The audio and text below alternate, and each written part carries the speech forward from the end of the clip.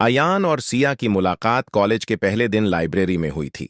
दोनों किताबों के बीच खोए हुए थे, लेकिन एक दूसरे को देखकर जैसे दोनों की जिंदगी किसी नए मोड़ पर आ गई थी।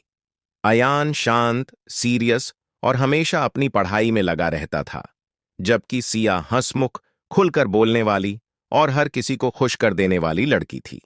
दोनों बिल्कुल उलट थे, पर शायद इसी उलटपन में ही प्यार छिपा था।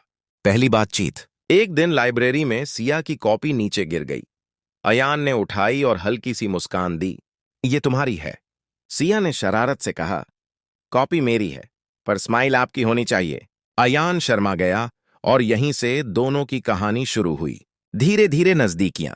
कॉलेज के दिनों में दोनों हमेशा साथ रहने लगे।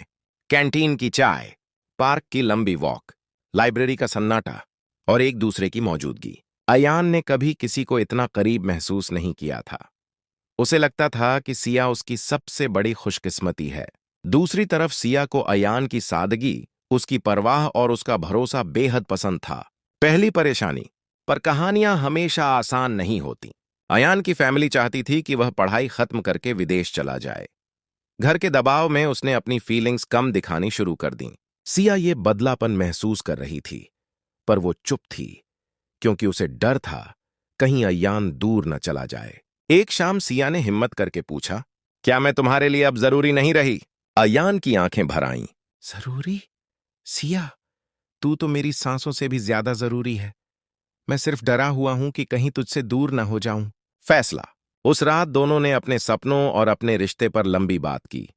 पहली बार दोनों ने समझा कि प्यार सिर्फ साथ रहने का नाम नहीं, बल्कि एक दूसरे को समझने का नाम है।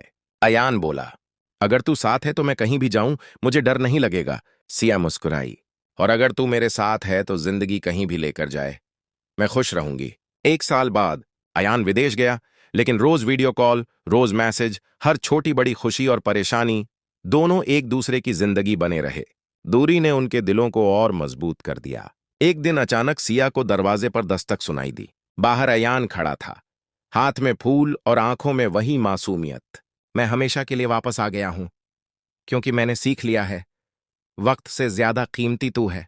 सिया की आंखें नम हो गईं।